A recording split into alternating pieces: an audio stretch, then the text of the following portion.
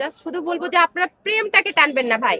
যে সময় সে আমাকে রেপ করছে শুধুমাত্র সে টিচার ছিল, আমার গিটার টিচার, আমি স্টুডেন্ট ছিলাম। প্রেম ঘটিত বিষয়টাকে মাঝখানে আনবেন না, যেটা মাঝখানে হয়েছে ওটা মিউচুয়ালি হয়েছে। এরপর কিন্তু বিচ্ছেদের পর আবার এই ঘটনাটা হয়েছে। আমার বড় ভাই হিসেবে আমার শুধু পাশে দাঁড়িয়েছে, ঠিক যেভাবে জাহিদ অন্তুর বড় ভাই তার পাশে দাঁড়িয়েছে। আমার ঢাকা শহরে আমার পরিবার যেহেতু ঢাকার বাইরে থাকে, সেই অবস্থায় তার প্রোডাকশনে কাজ করি দেখে বড় ভাই হিসেবে সে মায়া করে আমার পাশে দাঁড়িয়েছে। এটা তো তার অন্যায় না ভাই, বলেন? আপনারা যেমন আজকে আমার পাশে দাঁড়িয়েছেন, এখানে এসেছেন এতগুলো মানুষ কষ্ট করে, ঠিক সেভাবেও আমার পাশে এসে দাঁড়িয়ে। তো অন্তর যে বিহেভিয়ারটা যেটা ছিল সেটা ছিল খুবই একটা খারাপ, যে অন্তর্গত হলো যে তোমার মতো মেয়ে আমার জীবনে কি করবে, দেখি তুমি কি করতে পারো। এইটা আসলে এই মেয়েটির ইগোতে লেগে যায় যে একে তুই আমাকে মারলি, ধরলি, যৌনের টাইপের ঘটনা ঘটালি আমার ইচ্ছা ছাড়া, আবার তুমি ভাব লইতেছো যে এখানে আমার কি করবি দেখি। এই ভাবটাকে আসলে এই মেয়েটি মেনেই নিতে পারে না। তখন এই মেয়েটিকে আমি আর কোনোভাবেই বুঝাইতে পারতেছি না। আমরা অনেক বলে কয়ে যে বাবারে তোমাকে কিছু অর্থ প্রয়োজনে ওরা দিতে চাচ্ছে, তুমি লাগলে এইটা নিয়েও, এটা একটু মানে মেয়াউসেলের মধ্যে যাও। ও তখন বললো আমি অর্থ নিলে তো তাহলে আমি তো প্রতারক হয়ে গেলাম, তাহলে আমি যে ভালোবাসা বা ওনার, তাহলে তো আমাকে 100% বলবে যে আমি প্রতারক। ভাইয়া আমি কোনো টাকা নিব না, ওরে ক্ষমা করলে আমি এমনি ক্ষমা করে দেবো। আমি পরিচালক এবং নাট্যকার আকাশ রঞ্জন। আমাকে হয়তো কম বেশি অনেকে স্ক্রিনও দেখে থাকেন, অভিনয়টাও করি। তো বিষয়টা হলো যে এখানে একটা ধূম্রজাল সৃষ্টি হয়েছে যে এই মেয়েটির আসলে পাশে আমি কেন।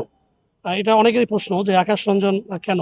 কারণ যারা দীর্ঘদিন আমাকে চেনে এবং জানে যে মিডিয়ার অনেক পরিচালক এবং অনেক অভিনেতা অভিনেত্রী আছে, আপনারা তো খোঁজখবর নেবেন যে যাদের শুরুটা আমার বেশিরভাগই মানে এখন অনেক জনপ্রিয় পরিচালক, আমি নাম বললাম না, খবর নেবেন যে আকাশ রঞ্জনের মাধ্যমে কতজন পরিচালক আজকে মিডিয়াতে এস্টাবলিশড, কতজন অভিনেতা অভিনেত্রী আজকে এস্টাবলিশড। এবং আমি মিডিয়াতে অলওয়েজ স্রোতের বিপরীতে থাকি। তো এই জান্নাতুন তাজরি ওরা প্রথম ও ফটোশুটের কাজ করতো, এরপর ফার্স্ট একটি নাটক একটা ছোট বোনের চরিত্র করেছিল। এক ভাই একে আমাকে ইন্ট্রোডিউস করে দেয় যে আকাশ রঞ্জন নতুন দিনে কাজ করে, তুমি তার সাথে যোগাযোগ করতে পারো। তখন দেখলাম যে না, মেয়েটার অভিনয় দক্ষতা একটু রয়েছে। আমি তখন আমার প্রোডাকশন থেকে তাকে বেশ কিছু কাজ করাইলাম। সেই কাজ করার প্রেক্ষিতে কিন্তু সে আমাদের পরিবারের একজন সদস্য হয়ে যায়। তো একজন পরিবারের সদস্য যখন বিপদে পড়বে, সে ওই ঘটনার পর যেদিন ঘটলো, সে বের হয়ে অনেককে নাকি ফোন দিছে, কেউ ফোন পিক করতেছিল না, তখন সে আমাকে ফোন দিয়ে বিশাল কান্নাকাটি করতেছে যে আমাকে একটু বাঁচান ভাইয়া বাঁচান। আমি কিরে বাঁচান মানে কি? আমি বললাম তুমি কোথায়? বলো যে আমি গুলশান, এই অবস্থা। আমি বললাম আমি তো এখন একটা কাজে আছি, তুমি একটু পারলে আমার সাথে মিট করো, মানে বাঁচান বলতে কি। তখন ও আসলো। আমি বললাম কি ঘটনাটা কি?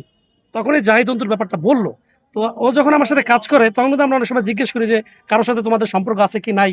তখন ওই জাহিদ অন্তুর ব্যাপারে যে সে দুর্বল, এরকম একটা বিষয় আমি তখন তো জেনেছি। তা আমি তখন ভাবলাম যে হয়তো প্রেমিক প্রেমিকার তো অনেক সময় বিভিন্ন কারণে একটু ওই ঘটনা ঘটতে পারে। কিন্তু এর যখন এই জখমটা দেখলাম মানে, এবং ব্যাপকভাবে দেখলাম রক্ত, গলায় মানে অবস্থা খারাপ, গাল ঠাল লাল, আমি তখন বললাম যে এইভাবে তোমাকে মানে মারধর করলো, এটা তো আমি বুঝলাম না। তখনও আমাকে ঘটনাটা বললো যে আমাদের আসলে সম্পর্কটা ব্রেকআপ হয়, এবং তার পরবর্তীতে আমি ওখানে আবার যাই। তাই সবাই যে প্রশ্নটা করে যে তুমি এত ভালো মেয়ে হইলে, তুমি যে ছেলেটি এত খারাপ তুমি জানো, তো তুমি অনেক গেলা কেন? তখনই আমাকে বললো যে ভাইয়া দেখেন, একটা ইমোশন তো কাজ করছে আমার তার প্রতি, যে আমি ভাবছি হয়তো আমাকে আবার একটা কাজের জন্য ডাকছে, হয়তো সে সম্পর্কটার একটা রূপ দিতে চায়, হয়তো আমাকে বিয়ে টিয়ে করতে পারে, আবার বলতে পারে আমি চেয়েছি যে আসলে তার সাথে আমার একটা সুন্দর সম্পর্ক হোক। সেটা যদি বিয়ে নাও হয়, তাও তো একটা ভালোবাসার মানুষটাকে তো আমি একটু দেখলাম মাঝে মধ্যে, এটাও আমার একটা ফিলিংস কাজ করেছে। মানে সে কিন্তু অনেকটা সরল, কি যে এই যে সত্যটা যে বলা, এটা তো সহজে এভাবে কেউ বলবে না। তো তখন আমি ভাবলাম যে বুঝতে পেরেছি তাহলে যেহেতু আগে একটা সম্পর্ক ছিল, আমরা একটা মিটমাট করায় দেওয়ার চেষ্টা করতেছি, যে ওরা যদি সরি টরি বলে সবকিছু মিলে এটা একটা সমাধান নিয়ে আসে। তো অন্তুর বাসায় কিন্তু ওরে নিয়ে আরো কিছু সাংবাদিক ভাই আমার দু একজন পরিচিত, এদের নিয়ে আমি গেলাম। তখন অন্তুর বাসায় যাওয়ার পর ওই মানে তখন অন্তু আর আসলো না।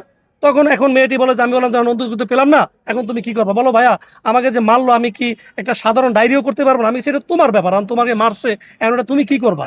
এখন বলো যে আপনারা কি আমার আমার সাথে একটু যাবেন না, আমি তো এই থানা, এগুলা কিভাবে ডায়েরি, এই ব্যাপারে এত অনভিজ্ঞ। আমি বললাম যে বাবারে, এখন তো তোমার এই পাশে আইসে তো আর মনে হয় বিপদ হইতেছে, এই থানায় ঢুকলেই তো এটা ঝামেলা। প্লিজ আপনারা লাগলে থানার বাইরে থাকেন, তাও আমার একটু অভিযোগ জাস্ট আমি একটা জিডি দিয়ে আসি, নাহলে আমাকেই মারবে কেন, আমাকে এইভাবে মানে করবে কেন? তো যখন সে থানায় যায়, থানায় গেলে পুলিশ তারা বুঝতে পারে যে এইটা যে ঘটনা ঘটাইছে এটা শুধুমাত্র মান না, এবং ডাক্তারি যে ট্রিটমেন্ট দেখে যে এটা যৌন হেনস্থার মধ্যে পড়ে যায় এই ঘটনাটা। তখন তারা বলে যে এটা তো শুধু মায়ের ঘটনা না, এটা প্রেমিক প্রেমিকা হোক, স্বামী স্ত্রী হোক, যেই হোক, এটা যদি একটা পতিতা মেয়েও যদি কারো কথায় যদি কারো বাসায় যায়, ওই পতিতা যদি বলে থাকে যে আমি এখন আপনার সাথে কোনো কিছুতে ইচ্ছুক না, মানে কোনো পুরুষের রাইট নাই ওই পতিতার গায়ে পর্যন্ত হাত দেওয়া। তো ও ওই মানে পুলিশগুলো আসলে খুব ভালো, গুলশান থানার, তারা বললো যে ভাই এটা তো যৌন হেনস্থার ঘটনায় ঘটে গেছে। এই কথাগুলো যখন চলতেছিল ইতিমধ্যে আবার অন্তু ওই থানায় চলে আসছে। হয়তো অন্তুর একটা কনফিডেন্স যে যেহেতু সে আমার একসময় প্রেমিকা ছিল, এরকম কোনো ঘটনা হয়তো ঘটবে না। কিন্তু অন্তু যে ঘটনাটা একেবারে যৌন হেনস্থার পর্যায়ে নিয়ে গেছে, এটা তো অন্তু হয়তো ভাবতেও পারে নাই। যখন এটা যৌন হেনস্থার পর্যায়ে চলে গেল তখন হয়ে গেল কিন্তু মামলা। দেখেন মানে ঘটনাটা কিভাবে ঘটতে থাকলো। এখন যখন পুলিশ বললো যে ভাই এটা তো মামলা হয়ে গেল, এটা যৌন হেনস্থার ঘটনা, তখন এই অন্তু তো এখন তখন কি মামলা যেহেতু হয়ে গেল তাহলে তো সে গ্রেপ্তার হয়ে যাবে ওখানে। এখন গ্রেপ্তার হলে ততক্ষণ পর্যন্ত আমি সর্বাত্মক চেষ্টা করলাম যে আমাদের মিডিয়াতে এমনি নানানবিধ বিষয় নিয়ে খুবই একটা জঘন্য অবস্থানে কিন্তু আমরা আছি। আগে যেন মিডিয়ার পরিচয় দিয়ে গর্ববোধ করতাম আমি মিডিয়ার পরিচালক, এখন কিন্তু আমরা বলি না যে মিডিয়াতে কাজ করি, কারণ এত নিকৃষ্ট হয়ে গেছে মিডিয়ার মানুষগুলো কোনো না কোনো ঘটনায়। তখন আমি অন্তুর ভাইও একটা ভদ্রলোক, ওই রাব্বি ভাই, উনি ড্যাফোডিলের টিচার বোধ হয়, কিন্তু উনি আসলেই খুব ভদ্রলোক। এবং ওনার এই ভাইয়ের ঘটনাটা উনি কিছুটা আজ করতে পেরে উনি কিন্তু আমাকে বলে যে ভাই এটাকে জ্যামনক মিউচুয়াল করে দেন। তো আমিও ওরে রিকোয়েস্ট করি যে দেখো যেহেতু তোমার প্রেমিকা ছিল, যদি পারো ক্ষমা সুন্দর দৃষ্টিতে এটা দেখো মিউচুয়াল করা যায় কিনা। কিন্তু ও যে বিহেভটা করলো, ওর স্বীকার করতে হবে যে আমি যৌন হেনস্থাকারী এবং আমার সাথে ঘটনা ঘটাইছে, এটা ওর ভেতর থেকে মানে ফিলিংস আসতে হবে যে এই কাজটি কোনো মেয়ের সাথে কখনো করা যাবে না। সেই বোধোদয়টা ওই থানার ভিতরে, ওই ওই অন্তর ভিতরে ওইভাবে কিন্তু লাস্টের পর্যায়ে আবার আসে নাই। তখন সে বললো যে না আমি এইটা মানবই না। তখন সে আবার টাকা উঠে লগে লগে দিয়ে, আর ওসি সাহেব খুব ভালো মানুষ, ওসি সাহেব বললেন যে ভাই এটা আপনারা চাইলেও মীমাংসা করতে পারবেন না। মানে আমরা কিন্তু তারপরও সর্বাত্মক চেষ্টা করেছি মীমাংসা।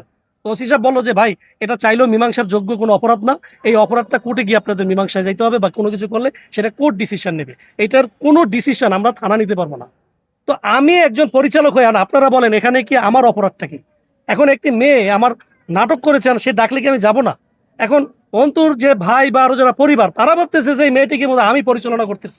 এখন আপনাদের কাছে অনুরোধ ভাই, আমরা চাই যেহেতু আপনারা সাংবাদিকরাও মিডিয়ার লোক, এখন জিনিসটা যেহেতু আদালত পর্যন্ত পৌঁছিয়েছে, এখন আদালতে আসলে কি হবে না হবে এটা তো আসলে বিচারের উপর নির্ভর করবে। কিন্তু এই ঘটনাটা যদি আসলে সুষ্ঠু সমাধানটা কিভাবে কি করা যায়, এটা আপনাদের কাছেও আমি একটা নিবেদন রাখছি মিডিয়ার লোক হিসাবে, যে আসলে খারাপ জিনিস যত বেশি কসলাকুসলি হবে এটা খারাপই হতে থাকবে। এটা আমাদের মিডিয়ার জন্য একটা বদনাম আসলে।